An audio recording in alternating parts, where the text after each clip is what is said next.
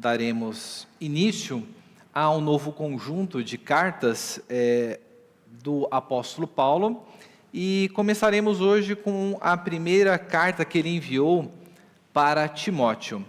E quando nós observamos para esses escritos em específico, nós vemos que você tem a primeira carta que ele mandou, a segunda carta, e há uma carta também para Tito. Se os irmãos perceberam, até aqui todas as cartas têm sido nominadas para as igrejas, para a região para quem Paulo está escrevendo. Então nós vimos ele escrevendo a sua carta à igreja que está em Roma, Romanos, a igreja na Galácia, aos Gálatas, a igreja localizada na região de Éfeso, aos Efésios. Só que agora, nas epístolas que nós temos diante de nós temos o nome de pessoas que estão endereçadas a essa epístola. Então vocês devem notar que está faltando aqui a epístola a Filemão. Mas por que será isso? É que estas três epístolas, depois, se os irmãos, nós veremos aqui na primeira epístola de Paulo a Timóteo, nós vemos que Paulo está escrevendo para essas pessoas por um motivo bem específico. Essas pessoas, elas estavam encarregadas da responsabilidade de uma determinada igreja, e Paulo escreve para elas para dar orientações pastorais sobre como deveria se proceder com a vida na igreja.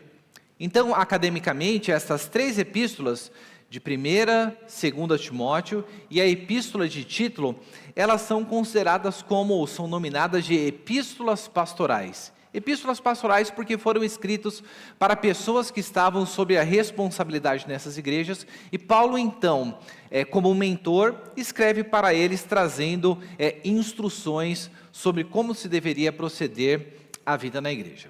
Então, quando que essas cartas elas foram escritas? Se os irmãos se lembram bem, o livro de Atos, ele termina com Paulo em uma prisão domiciliar em Roma. Então, ele não termina com a morte do apóstolo Paulo. Quando nós olhamos para a história, para a tradição da igreja, nós vemos que Eusébio, que foi um historiador do século IV, ele preservou a tradição de que, depois dessa prisão domiciliar em Roma, Paulo ele foi liberto, e ele continua a realizar a sua viagem, e o que muitos chegam até dizer de uma quarta viagem missionária de Paulo. Então Paulo ele viajou durante esse período tudo, foi quando se deu a escrita então de cada uma destas epístolas. E esse entendimento, ele é reforçado pelo fato de quando nós fazemos a leitura da epístola aos Filipenses e também a carta que Paulo mandou para Filemão, nós vemos que ali Paulo, ele expressa uma confiança de que em breve ele seria liberto, dizendo, olha, em breve eu espero ver-vos, na carta que ele escreve também para a 2ª Timóteo. Então nós percebemos que isso daqui já aconteceu, esses eventos que estão relatados nessas epístolas, eles não estão registrados no livro de Atos, e muito provavelmente aconteceram em um momento posterior àquilo que é narrado na finalização do livro de Atos de Paulo na prisão domiciliar.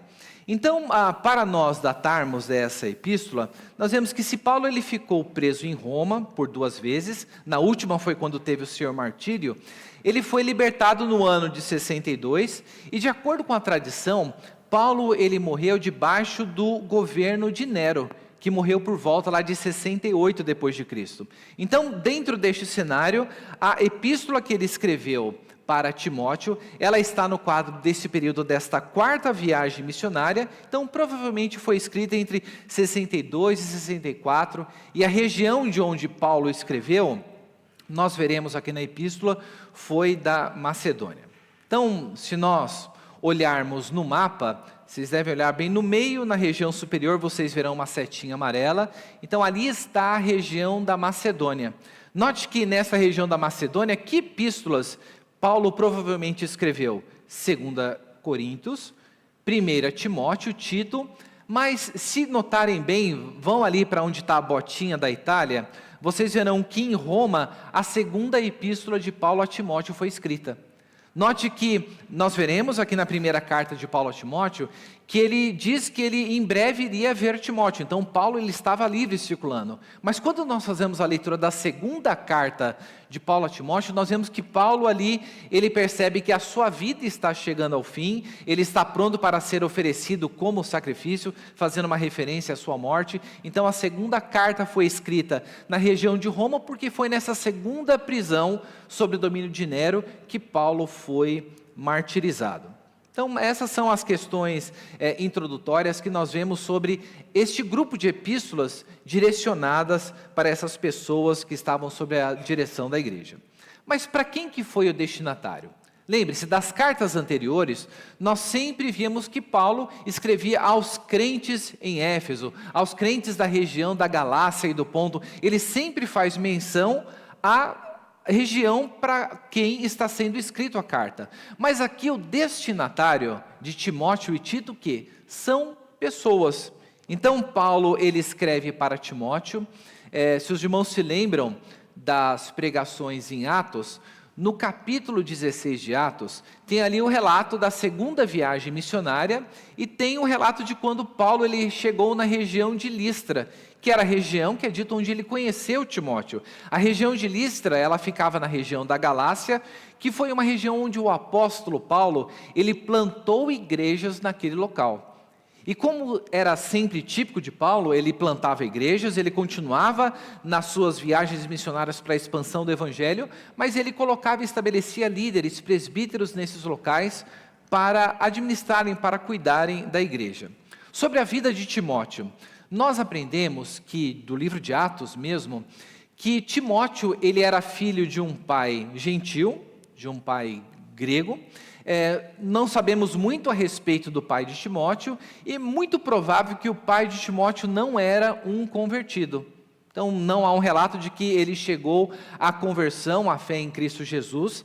Mas se os irmãos se lembram bem, no livro de 2 Timóteo, Paulo fala ali sobre, elogiando a respeito da fé de Timóteo, ele faz menção à mãe e à avó de Timóteo. Então a mãe dele, Eunice, a sua avó Lóide, provavelmente essas irmãs, elas se converteram ao cristianismo durante essa segunda viagem missionária de Paulo, quando ele esteve pregando o evangelho ali na região de Listra, e elas tiveram uma influência muito grande sobre a formação de Timóteo, que nós vemos ali que Paulo diz que desde criança ele havia sido instruído nas Sagradas Letras. Então Timóteo era filho de um pai gentil e de mães judias. Então Timóteo, na região onde ele vivia, ele era visto como uma pessoa que ele não era nem grego e não era nem considerado um judeu puro, mas era fruto desta filiação. E por que Paulo escreve para Timóteo? Paulo tinha um grande afeto por Timóteo. Ali quando ele chega na cidade de Listra, é dito que, no capítulo 16, que algumas pessoas apresentaram Timóteo para Paulo, e assim que Paulo conheceu Timóteo, ele percebeu, houve uma empatia dele com Timóteo, e ele trouxe Timóteo para acompanhá-lo em suas viagens missionárias. Então Paulo foi como que um mentor espiritual para Timóteo. Nas suas epístolas, a maneira como ele se referencia a Timóteo, ele fala amado filho, considerando propriamente como um filho na fé. Eu não sei onde eu li, não sei qual comentário foi, mas esse autor ele comentou que todo cristão, todo líder, e principalmente falando de maneira geral, todo cristão, ele deveria ter uma pessoa como Gamaliel. Então Paulo, como companheiro, ele teve Gamaliel, que foi alguém mais velho, mais experiente, que trouxe o ensino da lei, todo o ensino do Antigo Testamento para Paulo, mas ele fala, olha, nós precisamos também ter alguém como Barnabé. Vocês se lembram que Paulo, o companheiro de Barnabé nas viagens, era Paulo, até que houve um momento ali em que houve o rompimento, mas nós precisamos também ter pessoas que estão no mesmo nível de maturidade e idade para nos acompanhar na nossa jornada. Mas esse autor também comentava que, da mesma maneira que precisamos ter alguém mais experiente, alguém que está, vamos dizer assim, no mesmo nível que o nosso, em termos de maturidade, nós precisamos também ter um Timóteo, alguém para quem nós exerçamos a influência, que nós mentoreemos no caminho da vida cristã. Então, Então, todos nós somos alunos, temos o que aprender e precisamos de pessoas mais experientes. Todos nós precisamos de outros cristãos para caminharem junto conosco, mas nós precisamos também nos voltar para aqueles que são menos experientes, que são servos de Deus e que podem ser beneficiados com o nosso ensino, com o nosso testemunho. E é isso que nós vemos aqui, Paulo tomando Timóteo como um mentoreado seu e o levando em suas viagens. No livro de Timóteo, nós vemos também que Paulo, juntamente com outros presbíteros, estenderam as mãos sobre Timóteo. E este ato de estender as mãos e orar, era justamente de separando Timóteo para o ministério. Então Paulo vai sempre falar ali para Timóteo, para que Timóteo não viesse a negligenciar o dom que ele havia recebido por profecia e por imposição de mãos do presbitério. Então Timóteo era um pastor jovem, que estava sendo acompanhado por Paulo e que foi colocado, nós veremos aqui, por um motivo especial na igreja que está localizada em Éfeso.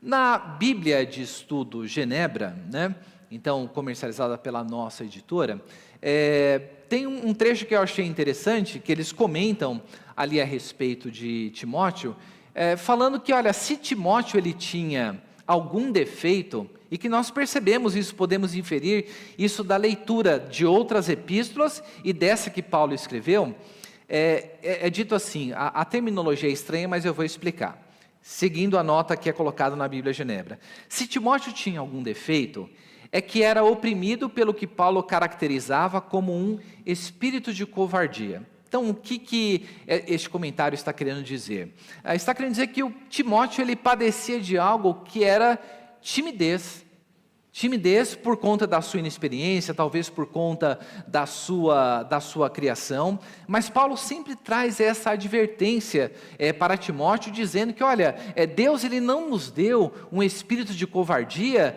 mas de amor e de ousadia para realizar a obra. Então, quando escreveu para a igreja de Corintos, Paulo ele se sentiu na necessidade de pedir à igreja que ela recebesse Timóteo, de modo que deixasse Timóteo à vontade. Isso está lá em 1 Coríntios, no capítulo 16. Em suas cartas também, Paulo exortou a não deixar que ninguém o tratasse com desprezo por conta da sua juventude, e ele diz ali a não negligenciar o dom espiritual que havia recebido e não se envergonhar por falar com desenvoltura em favor do Evangelho.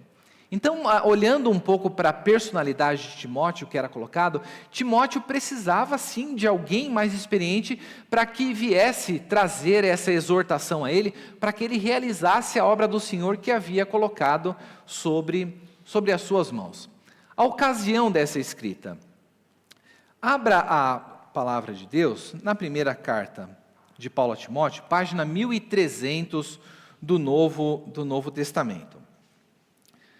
Se nós olharmos aqui no versículo 3, nós veremos que a ocasião em que deu a escrita desta carta se deu durante o momento de trânsito, de viagem de Paulo. Então aqui nós vemos no versículo 3 que Paulo, ele não se encontrava preso quando ele escreveu essa carta. No versículo 3 nós vemos, quando eu estava de viagem rumo à Macedônia, pedi a você que ainda permanecesse em Éfeso para admoestar certas pessoas a fim de que não ensinem outra coisa.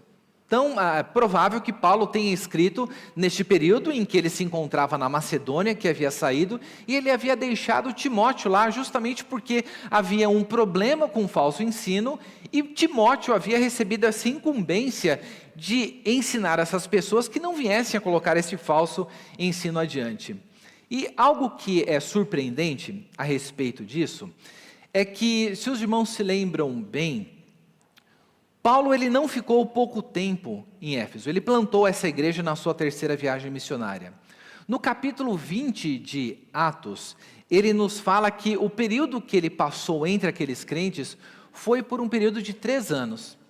Já pensou que privilégio é você ter alguém como o apóstolo Paulo, alguém que foi comissionado pelo próprio Cristo, ensinando? Vocês imaginam que o ensino era bom ou ruim? Com certeza o ensino era ótimo. Mas Paulo, quando ele estava se despedindo dos presbíteros ali de Éfeso, numa cena muito emocionante no capítulo 20, ele prediz que é uma preocupação dele de que falsos mestres se levantariam no meio do próprio povo, dentro da própria igreja. Lá no capítulo 20, Paulo ele diz o seguinte, de Atos, no versículo 32, ele fala assim: agora, pois, eu os entrego ao cuidado de Deus e à palavra da sua graça, que tem poder para edificá-los e dar herança entre todos os que são santificados. De ninguém copicei prata, nem ouro, nem roupas, vocês mesmos sabem que essas minhas mãos me serviram para o que era necessário a mim que estava comigo. Em tudo tenho mostrado a vocês o que é estar necessitado. E no versículo 30, ele fala o seguinte: e que até mesmo entre vocês se levantarão homens falando coisas pervertidas para arrastar discípulos da parte de si. E Paulo fala que, olha, eu sei que depois da minha partida aparecerão no meio de vocês lobos vorazes que não pouparão o rebanho de Deus. Então veja, depois desses 3 anos, Paulo sai e deixa aquela mensagem de advertência para os presbíteros de Éfeso. E pouco tempo depois, nós vemos Paulo escrevendo essa carta para Timóteo, comprovando que aquilo que Paulo havia dito sobre o seu temor de lobos vorazes que se levantariam dentro no meio da igreja, isso aconteceu na igreja de Éfeso, e Timóteo estava precisando desta exortação para que ele agisse de maneira apropriada dentro da casa de Deus. Então, qual que foi, como nós sempre falamos, o propósito da escrita desta carta? Então, o propósito foi o de orientar Timóteo em sua oposição aos falsos mestres. E no que Paulo vai apresentar aqui, nós vemos que isso aqui não é válido unicamente para Timóteo, no período em que foi escrito, mas tem aplicação para a igreja de Cristo nos dias de hoje, porque na epístola de Paulo a Timóteo, ele vai nos apresentar sobre como é que nós devemos proceder dentro da igreja de Cristo. E de um esboço simplificado que nós veremos aqui, nós veremos que Paulo vai começar com uma saudação, e logo na sequência, ele vai partir para o aspecto doutrinário, do erro que estava enfrentando aquela igreja. Ele vai falar na sequência sobre a conduta, como é que os crentes deveriam proceder dentro da igreja, como é que os homens deveriam proceder, como as mulheres deveriam proceder. Ele passa depois a fazer a crítica ao falso ensino, e depois vem, olha, na igreja tem pessoas diferentes, você tem idosos, você tem homens idosos, mulheres idosas, você tem jovens, você tem viúvas, você tem presbíteros, você tem servos, empregados. Como é que Timóteo deveria lidar com esse diferente tipo de pessoas? E ele finaliza ali fazendo uma acusação contra o falso ensino, a ganância daqueles falsos mestres, e termina com uma exortação final. Então, partindo para a saudação, veja como que Paulo inicia nessa saudação. Paulo, versículo 1 do capítulo 1, apóstolo de Cristo Jesus, por ordem de nosso Salvador e de Cristo Jesus, nossa esperança, a Timóteo, verdadeiro filho na fé, que a graça e a misericórdia e a paz da parte de Deus Pai e de Cristo Jesus, o nosso Senhor, estejam com vocês. Então aqui logo nessa abertura nós vemos que Paulo é a pessoa que estava escrevendo, e ele estava escrevendo para alguém que ele tinha como consideração como sendo um verdadeiro filho na fé. E o que Paulo sempre faz nas suas introduções? Paulo, ele sabe muito bem que ele era uma pessoa comissionada. Então Paulo sempre introduz, como nós vemos em outras epístolas, dizendo, olha, eu sou um apóstolo de Cristo, alguém que foi comissionado por Deus e por Cristo Jesus, e é para você, Timóteo, meu filho na fé, que eu estou escrevendo essas verdades. E o que Paulo está escrevendo aqui para Timóteo, nessa saudação, era algo que deveria servir para incentivar, fortalecer aquele jovem, e também mostrar para as pessoas da igreja, como é que elas deveriam proceder dentro da igreja de Cristo. Então, no capítulo 1, depois da abertura de Timóteo, Paulo ele vai passar propriamente para o combate ao erro. Então, nesse trecho do capítulo 1, dos versículos 3 até o versículo 20, ou seja, até o final do capítulo 1, o que Paulo vai fazer? Paulo ele vai desafiar o legalismo dos falsos mestres, insistindo que a lei fora dada para condenar pecadores e não os seguidores de Cristo. Como que ele faz isso? Então, nos versículos de 3 a 7, vamos aqui ler para perceber qual que era o problema que estava acontecendo ali. Então, Paulo no versículo 3, ele diz, que quando eu estava de viagem rumo à Macedônia, pedi a você que ainda permanecesse em Éfeso para demonstrar certas pessoas que não ensinem outra doutrina. O que estavam ensinando? Versículo 4. Nem se ocupem com fábulas e genealogias sem fim, essas coisas mais promovem discussões do que o serviço de Deus na fé. O objetivo dessa demonstração é o amor que procede de um coração puro, de boa consciência, de uma fé sem hipocrisia, e algumas pessoas se desviaram dessas coisas e se perderam em discussões inúteis, pretendendo passar por mestres da lei, não compreendendo, porém, nem o que dizem, nem os assuntos sobre os quais falam com ousadia. Então, aqui Paulo ele nos mostra que ali dentro da igreja de Éfeso, havia algumas pessoas que estavam se levantando como mestres, e elas estavam levantando como mestres lidando com interpretações equivocadas a respeito da lei de Deus. Elas estavam com discussões a respeito, olhando para o Antigo Testamento, sobre genealogias, sobre fábulas que estavam relacionadas com os escritos judaicos, que não faziam parte da tradição bíblica. Então Paulo vem ali e coloca, olha, você deve atentar para essas pessoas, porque aquilo que elas estão falando não é de conformidade com o Evangelho. E é muito provável que esses falsos líderes, por conta do seu legalismo, eles estavam trazendo um ensinamento equivocado, distorcendo o uso da lei. E veja, para que a lei serve? Então nós lemos aqui, estamos no Novo Testamento, olhamos para a lei de Deus.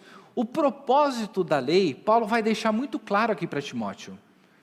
Paulo vai falar para Timóteo que, olha, o propósito da lei é para pecadores. Então a lei ela está colocada nas Escrituras para que o ser humano venha perceber a sua condição de depravação.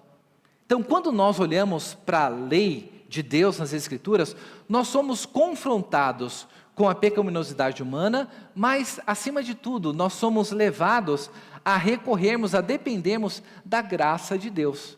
Porque a lei e o cumprimento da lei não tem o poder de salvar ninguém. E Paulo vem aqui a colocar que, para quem que era a lei? Então, o que a lei servia para revelar? No versículo 8 ele fala, sabemos que a lei é boa, se alguém se utiliza dela de modo legítimo, tendo em vista que não se promulga a lei para quem é justo, mas para transgressores e rebeldes. E aqui ele vem dar uma lista de pecados, Então, para os ímpios e pecadores, para os iníquos e profanos, para os que matam o pai ou a mãe, para os homicidas, para os que praticam a imoralidade, para os que se entregam a práticas homossexuais, para os sequestradores, para os mentirosos, para os que fazem falso juramento e para tudo que se opõe à sã doutrina, segundo o evangelho da glória de Deus bendito, da qual fui encarregado. Então Paulo aqui faz essa listagem mostrando, olha, o propósito da lei, esses mestres eles estão trazendo fábulas, discussões inúteis, mas o propósito da lei é justamente, não é que a lei está ali para os justos, mas ela está para justamente mostrar a pecaminosidade humana. E Paulo, ciente disso, na sequência dos versículos 12 até o 17, ele vai ali apresentar para Timóteo, ele fala, olha, que Jesus Cristo, ele veio para salvar os pecadores, de quem eu sou o principal deles. Então Paulo, ele reconhecia que na sua vida pregressa, ele havia feito o que ele havia perseguido a igreja de Cristo. Paulo havia perseguido a igreja de Cristo, mas aqui ele fala que ele havia feito isso por ignorância e por incredulidade, mas ele fala ali no versículo 16, no versículo 15, esta palavra é fiel e digna de aceitação, que Cristo Jesus veio ao mundo para salvar os pecadores, do qual eu sou o principal. Paulo apresenta aqui para Timóteo a razão pela qual Cristo foi enviado. Cristo foi enviado justamente o quê? Para salvar os pecadores, e Paulo ali se coloca como sendo o principal deles, e ele mostra, olha, eu que fui perseguidor da igreja, eu que fiz essas coisas por incredulidade e por ignorância, eu sou um modelo aqui para mostrar a vocês o que é que Deus faz com um pecador. O que é que Deus faz com uma pessoa que vivia nas trevas? Veja, Paulo, quando ele era mais jovem, no seu zelo pela lei, pelo Antigo Testamento, ele consentiu com a morte de um diácono piedoso. Ele consentiu com a morte de Estevão. Paulo, ele saía com cartas de autorização para perseguir cristãos nas regiões distantes. Então, cartas que levavam ameaça. Então, quando Paulo foi convertido, qual a primeira reação das pessoas? A primeira reação foi, não sei não, esse daí era aquele que estava perseguindo. Mas logo depois eles viram a graça de Deus agindo sobre a vida de Paulo. Então, nesse primeiro capítulo, Paulo vem justamente aqui a mostrar para Timóteo que aqueles falsos líderes, eles estavam trazendo uma distorção da lei, mas a lei serve para o quê? A lei serve para mostrar a pecaminosidade, e Paulo ali se apresenta como sendo o principal pecador, e mostra que Cristo Jesus veio ao mundo para salvar os pecadores. E ele termina no primeiro capítulo trazendo uma exortação, uma palavra de incentivo para Timóteo, apresentando qual que deveria ser a responsabilidade de Timóteo.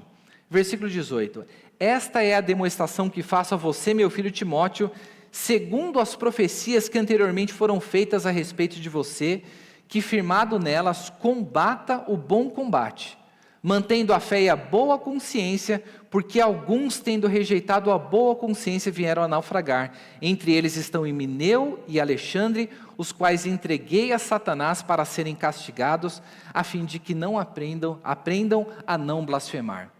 Então Paulo ali escreve: Timóteo, combata o bom combate. E ele menciona aqui para nós dois desses líderes que estavam dentro da igreja, que eram cristãos, mas que haviam se desviado para estes falsos ensinos. E o que Paulo diz? Paulo demonstra o cuidado com a igreja de Cristo, e demonstra isso mostrando da maneira como a disciplina ela é executada. Olha só o que Paulo diz, que palavras pesadas ele dirige para Himeneu e Fileto. Entre esses ele fala: os quais entreguei a Satanás, para serem castigados, a fim de que não aprendam a blasfemar. O que Paulo está querendo dizer aqui? Ele está dizendo que Himeneu e Alexandre, eles foram expulsos da membresia da igreja. E a partir desse momento que eles foram expulsos da membresia da igreja, onde é que eles se encontravam? No mundo. E quem reina no mundo é o quê? É o príncipe das trevas. Então, Himeneu e Alexandre, eles foram tirados do benefício da graça de fazer parte da comunidade do corpo de Cristo. E ao deixarem de fazer parte, eles ficaram sujeitos o quê? Aos ataques de Satanás. E Paulo diz: entreguei a Satanás. Mas veja, não foi meramente para que eles fossem destruídos. Foi sim para que eles fossem castigados, mas qual o objetivo? Para que depois desse castigo, a fim de que aprendam a não blasfemar. Então havia um caráter pedagógico. Muitas vezes dentro da igreja, existe uma dificuldade das pessoas com relação ao exercício da disciplina. Porém, quando nós olhamos para o estudo da tradição reformada, nós vemos que quais são as 3 marcas de uma igreja verdadeira? Uma igreja verdadeira é uma igreja onde há a ministração fiel da palavra de Deus, onde a palavra de Deus ela é exposta. Uma igreja verdadeira é uma igreja onde há a ministração correta dos sacramentos. Então, e os únicos 2 sacramentos que foram instituídos por Cristo Jesus foram o batismo e a ceia. E a igreja verdadeira é uma igreja onde há o exercício da disciplina. E o propósito da disciplina é para que haja santidade e pureza dentro da igreja. Em uma outra carta, Paulo compara o pecado que não é tratado dentro da igreja como um pouco de fermento, dizendo que um pouco de fermento ele toma conta, ele leveda toda a massa. E ele fala: olha, arranquem o fermento do meio de vocês, quando ele escreveu a carta a Coríntios ali no capítulo 5. E aqui nós vemos que Himeneu e Alexandre foram expulsos da igreja, foram excomungados da igreja e consequentemente entregues a Satanás para que aprendessem a não blasfemar contra o nome de Cristo Jesus. Fala, presbítero.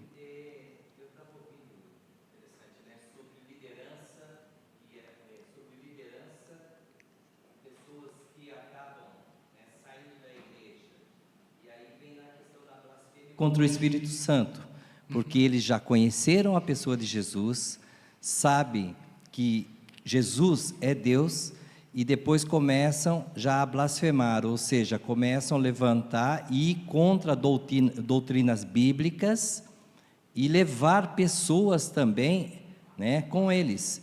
Aí que é interessante quando Paulo, vamos usar, né, doutrina esses líderes, manda-os para fora, fala que entrega a Satanás, para que não blasfemem, ou seja, já é o pagamento, esses daí não vão ter como, certo? Porque conheciam o Evangelho e começaram a pregar contra, inclusive, o cristianismo e a questão de Jesus Cristo como sendo o Senhor, né? Isso é o que nós vemos, o que em outras partes das Escrituras é descrito como o pecado da apostasia. Então, um neófito, uma pessoa recém-convertida, ela não vai cometer o pecado da apostasia. Então, o pecado da apostasia que está descrito lá no capítulo 6 da carta que foi escrita para a igreja dos Hebreus, é colocado de pessoas que participaram dos benefícios de fazerem parte da comunhão. Às vezes nós negligenciamos esta coisa de fazer parte da igreja, mas Hebreus 6 fala que havia pessoas dentro da igreja que elas provaram dos poderes do mundo vindouro, provaram dos benefícios da boa palavra de Deus, e fala que essas pessoas caíram, e fala que para essas pessoas não há mais redenção, porque elas como que pisotearam o sacrifício de Cristo Jesus.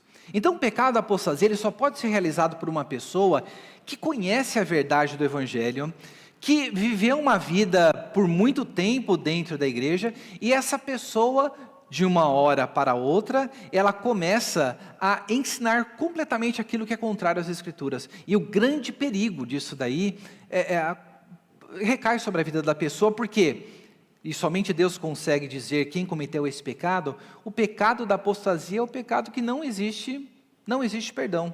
Uma vez cometido, a pessoa ela se encontra condenada. E qual é a única pessoa que vai cometer isso? É apenas uma pessoa que não é eleita. Porque no próprio capítulo 6 de Hebreus, o escritor fala, olha, eu disse essas coisas, mas de vocês nós esperamos coisas melhores, coisas que acompanham a salvação. E é muito provável aqui que Himeneu e Alexandre não tinham essas coisas, muito embora Paulo não está fazendo um juízo sobre isso, e nem nós também podemos fazer juízo sobre quem cometeu ou não a apostasia, porque se nós olharmos para a vida de alguns personagens bíblicos, e se nós concentrássemos no todo da sua vida, nós falaríamos, nunca que essa pessoa será salva. Vocês se lembram da história do rei Manassés? Então o rei Manassés foi um dos piores reis do povo de Deus. Ele sacrificou os seus filhos para Moloque. Ele estabeleceu a idolatria dentro do templo, mas nós vemos que no final da sua vida, Manassés, ele se arrependeu, foi perdoado por Deus, mas por conta daquilo que ele fez, falava que mas o povo ainda continuava a adorar nos lugares altos, ou seja, a influência negativa dele permaneceu ainda no meio do povo, mas ele foi uma pessoa salva. Então, nós precisamos sempre cuidar, dentro da igreja, de identificar o joio e o trigo. É óbvio que a palavra de Deus nos diz que pelo fruto nós conhecemos a árvore, né? Mas somente Deus é aquele que sonda os corações e pode perceber isso. Mas o que Paulo fez? Eliminou estes falsos líderes dentro da igreja. Então, se nós pudéssemos resumir o primeiro capítulo, Paulo está apresentando que na igreja de Deus é necessário que haja um zelo grandioso pelo ensino correto. Na igreja de Deus é importante que a verdadeira doutrina, ela seja preservada e que o falso ensino, ele seja tratado. E muitas vezes isso daqui acontecerá desse zelo, de chegar com a excomunhão da pessoa que está fazendo isso na obra de Deus. Isso não significa que essa pessoa não poderá ser alcançada pelo Evangelho mais adiante, só Deus sabe dessas coisas, mas na igreja de Deus, Timóteo e nós, hoje, deveríamos fazer o quê? Combater o bom combate, mantendo a fé e a boa consciência, para não cair no erro dos falsos mestres. Bom, indo para o capítulo 2, nós veremos que Paulo, do capítulo 2 até o versículo 16 do capítulo 3, ou seja, até o final do capítulo 3, Paulo ele vai falar a respeito da conduta na igreja. Então, o que Paulo vai fazer? Paulo, ele vai desafiar nesse pedaço, nessa parte, a desarmonia dos falsos mestres que eles haviam causado pelo seu falso ensino, e ele começou a resumir as suas ideias a respeito da oração, da modéstia e da liderança na igreja. Então, primeiro sobre a oração. Dos versículos de 1 a 15, Paulo vai começar ali colocando de 1 a 7, falando sobre que na igreja é uma coisa que deveria fazer parte do culto e deve fazer, é a presença da oração. Então, dos versículos de 1 a 7, Paulo ele vai falar, olha, antes de tudo, peço que se façam súplicas e orações, intercessões e ações de graças por todas as pessoas. E ele vai falar, olha, orem pelos reis, orem por aqueles que exercem autoridade. E para que vocês devem fazer isso? Para que vocês venham viver uma vida tranquila, com toda piedade e respeito. Observe, quantos de nós paramos para orar pela liderança do nosso país?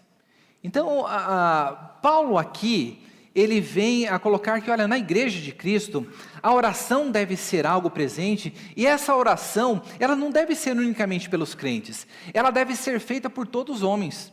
E ele coloca aqui, em termos de prioridade, ele apresenta, orem por aqueles que estão investidos de autoridade, para que vocês vivam uma vida mansa e tranquila.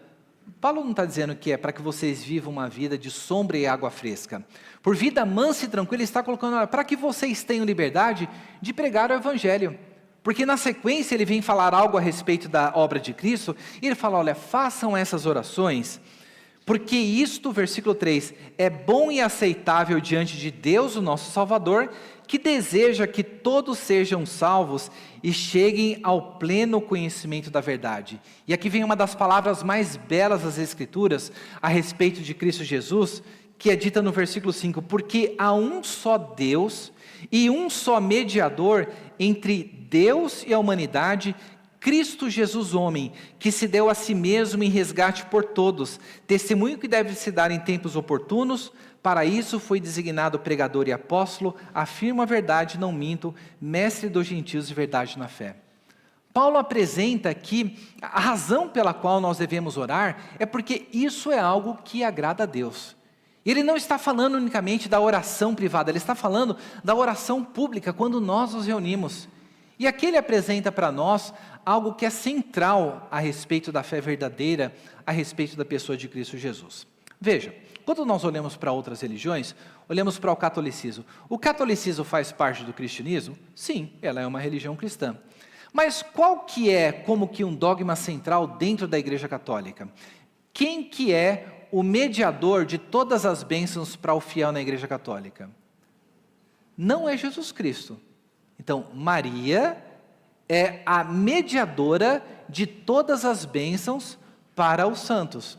Veja, em que local das Escrituras você encontra uma afirmação a respeito sobre o caráter de mediação de qualquer ser humano entre os fiéis e Deus?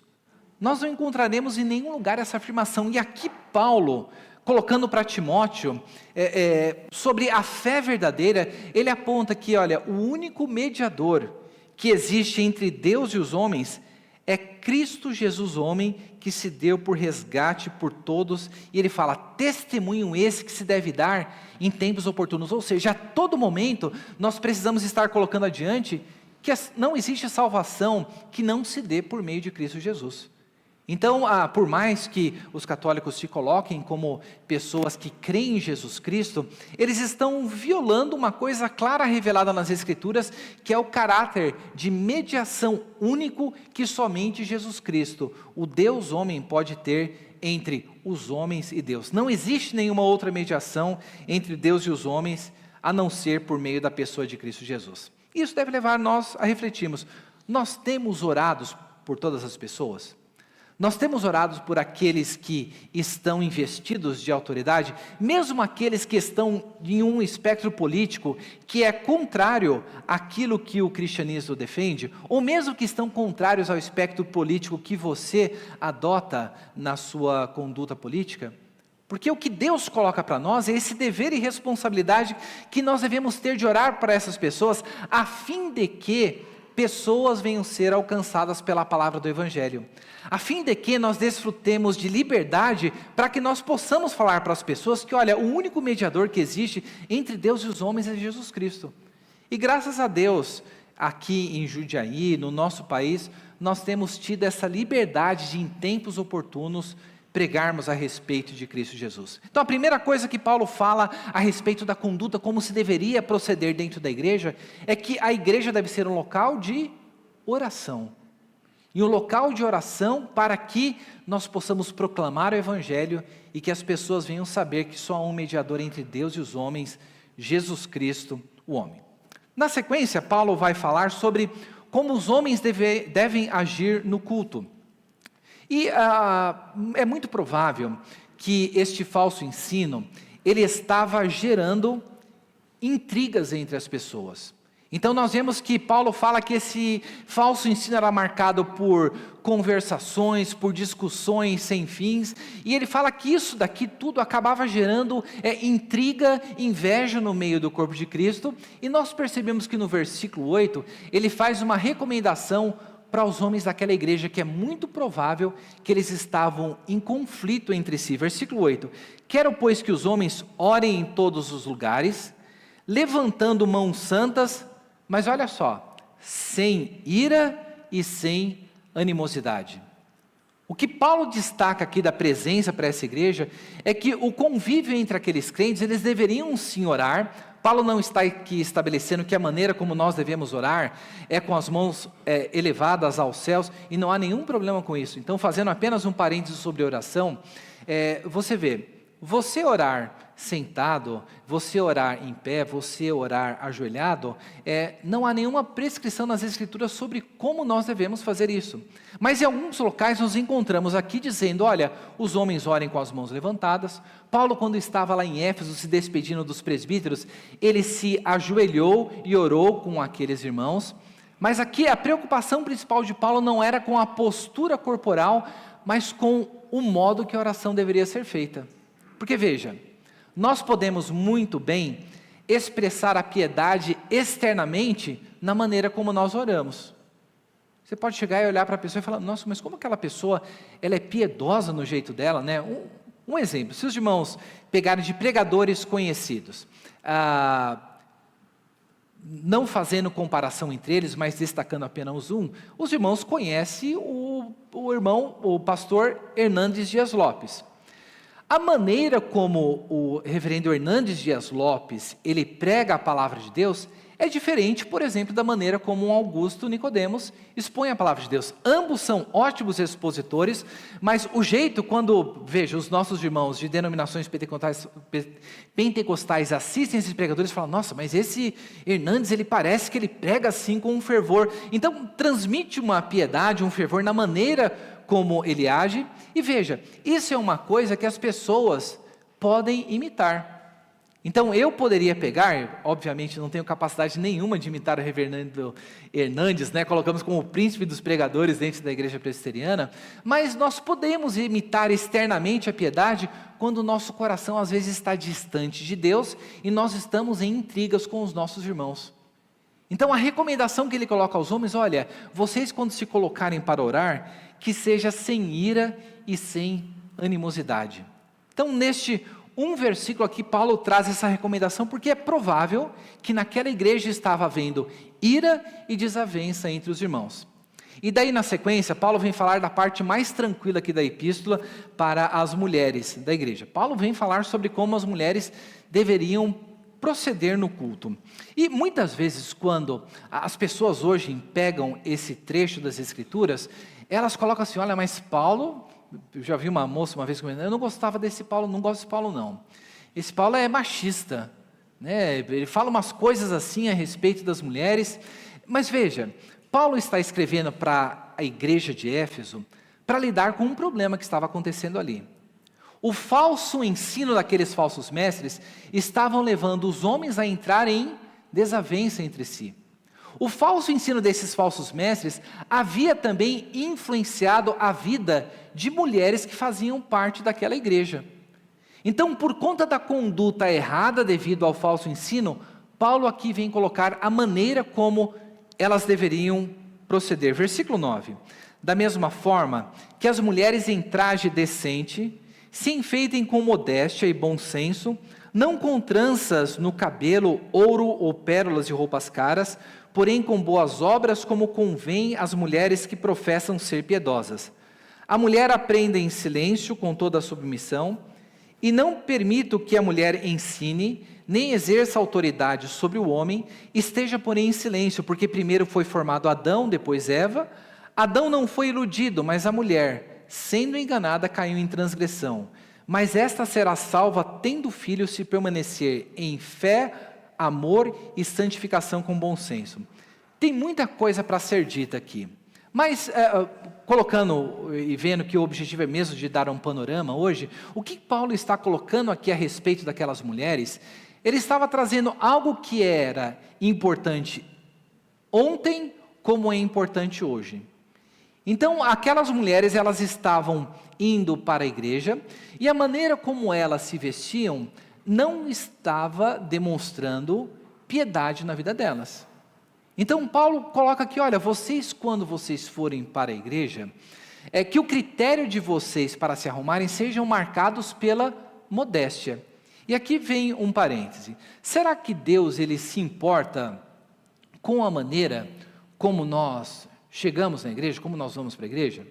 Então, se nós olharmos para o Antigo Testamento, nós veremos que na antiga dispensação, Deus ele deu, por exemplo, instruções detalhadas a respeito da maneira como o sacerdote deveria se vestir. Então, cada detalhe ali na parte da roupa, ela era colocada. Então, nós vimos uma preocupação que você não se apresenta diante da presença de Deus de qualquer maneira. E aqui, quando ele vai a falar para as mulheres, para o problema que estava acontecendo naquele local, ele destaca a importância da modéstia na maneira da pessoa se vestir. Será que nós precisamos disso hoje? Veja, eu creio que sim. Hoje, muitas vezes, se nós olharmos para a maneira como homens e mulheres se trajam, e aqui se vestem, principalmente da maneira quando nós estamos ou nos dirigimos para a igreja, muitas vezes não diferencia da maneira como uma pessoa do mundo. Veja, nós vivemos em uma época em que a modéstia é a última coisa que passa na cabeça das mulheres que estão fora da igreja. Agora, o problema é quando essa falta de modéstia, ela acaba entrando dentro da igreja. E não apenas a falta de modéstia dentro da igreja, mas um outro problema que havia aqui é que essas mulheres estavam se vestindo de uma maneira que ostentava a classe social delas. E Paulo dizendo, olha, quando você se reúne na igreja, o que vocês devem se preocupar com o adorno? Que vocês devem se vestir como convém às mulheres que professam ser piedosas. Então não é com a aparência externa, mas com aquilo que convém à vida de piedade. Então a primeira coisa que Paulo destaca aqui é a modéstia como elas deveriam vir à igreja. O que estava acontecendo também é que as mulheres estavam ensinando e exercendo autoridade sobre a vida dos homens por conta do falso ensino dentro da igreja. Veja, será que Paulo ele está dizendo que mulher não pode falar na igreja? Nós não temos aqui, já eu tenho que terminar a aula, nós continuamos no próximo domingo. Paulo, na primeira carta que ele escreveu a Coríntios, ele vem ali a regulamentar sobre como deveria ser o exercício dos dons espirituais dentro da igreja. E Paulo fala, olha, a mulher que ora e profetiza de cabeça raspada, ou seja, sem o uso do véu, ela estava fazendo algo que era considerado vergonhoso. Então Paulo está dizendo que ali em Corinto havia mulheres que profetizavam e mulheres que oravam na igreja. Quando olhamos para as filhas das filhas de um dos diáconos do Novo Testamento, nós vemos, me fugiu o nome dele agora, mas as filhas dele, ele recebeu Paulo em sua casa, e nós vemos ali que as filhas de Filipe eram o quê? Moças profetas, que exerciam esse ofício profético dentro ali. Mas o que Paulo está condenando aqui era do falso ensino e da insubmissão que estava acontecendo por conta do falso ensino. Então, por isso que Paulo coloca aqui, olha, que mulher não ensine, não exerça autoridade sobre homem, porém em silêncio. E o exemplo que ele vem colocar aqui é o que aconteceu do engano que Eva foi enganada pela serpente e não Adão. E fazendo a comparação, ele está dizendo que essas mulheres, assim como Eva foi enganada pela serpente, elas haviam sido enganadas pelos falsos mestres, e por isso que Paulo coloca essa proibição. E ele termina aqui com uma fala que alguns às vezes consideram controversa, mas que não tem nada de controverso. No versículo 15, mas ela, a mulher, será salva tendo filhos, se permanecer em fé, amor, santificação com bom senso. Será que Paulo está dizendo aqui que a mulher vai ser salva tendo filhos? Não é isso, não tem a ver com o que é dito na própria carta de Provérbios, que ele coloca Cristo como único mediador, Cristo que veio morrer para os pecados. Paulo sempre enfatiza a salvação pela graça. Mas o que Paulo está colocando aqui é que essas mulheres, ao invés de viverem essa vida desprovida de modéstia, uma vida marcada por ostentação, por uma autoridade indevida dentro da igreja, elas seriam salvas se elas fizessem o quê? Se elas permanecessem na fé, amor e santificação por bom senso. Então Paulo está dizendo, olha, viva a vida piedosa que vocês serão salvas. Não há uma negação da salvação pela fé. Então Paulo aqui nesta primeira parte, ele lida com a importância da oração na igreja, a importância da maneira como os homens deveriam se portar e das mulheres também. E para a sequência, e nós daremos continuidade no próximo domingo, Paulo vai falar sobre a liderança na igreja. Veja, tem muitas pessoas, e cada vez mais cresce, é dito o número de pessoas desigrejadas. E o que essas pessoas falam? Olha, igreja é tudo um lugar cheio de hipócrita. Não, porque igreja, olha, pastor, é tudo ladrão. Não, é porque isso, aquilo, outro. Olha, não existe esse negócio de autoridade dentro da igreja, de um que é maior que o outro. Como assim eu vou me submeter a um conselho de presbíteros para cuidar da minha vida? Não, todos nós somos iguais diante de Deus. E essas pessoas se afastam da comunhão. Aqui na epístola, na carta que Paulo escreve para Timóteo, nós encontramos uma das descrições mais extensas a respeito dos atributos das pessoas que trabalham na casa de Deus deve ter. E ele fala assim, ele começa o capítulo 3 dizendo que, olha, fiel é a palavra, se alguém deseja o episcopado, excelente obra almeja. Então Paulo começa dizendo, ó, se alguém deseja o episcopado, exercer a função de autoridade dentro da igreja, isso que essa pessoa deseja é algo excelente. E ele vem aqui a traçar sobre quais deveriam ser as características dos presbíteros, quais deveriam ser as características do diácono e como é que Timóteo deveria lidar com tudo isso. Então Paulo está mostrando para nós que a hierarquia dentro da igreja, ou seja, que Deus presenteia a sua igreja com dons espirituais para os membros. Mas Deus também, como nós já vimos em Efésios 4, Ele presenteia a sua igreja com evangelistas, com pastores, com mestres, visando o aperfeiçoamento dos santos. Então, que Deus presenteie a sua igreja com a liderança, visando a edificação. E essa liderança, ela não pode ser qualquer pessoa. E veja, às vezes, se nós paramos para observar, aquilo que nós pensamos a respeito das características de um presbítero e de um diácono, nós muitas vezes olhamos para essas funções de uma maneira, às vezes, mundana. Tem gente como, olha, não, eu quero ser presbítero porque presbítero vai ter uma influência ali na igreja, vai exercer poder ali no meio da igreja. Ou então tem pessoas que pensam, olha, eu vou começar aqui cantando no coral, daí depois eu vou ser promovido para diácono, daí depois eu vou ser promovido para presbítero e vai seguindo a carreira. Quando Paulo vem colocar, não, existem chamados distintos e nós precisamos observar quais são as características que um presbítero deve ter e um diácono deve ter. E lembre-se que nesse trecho de 2:1 a 3:16, Paulo está justamente regulando como é que o culto deveria acontecer.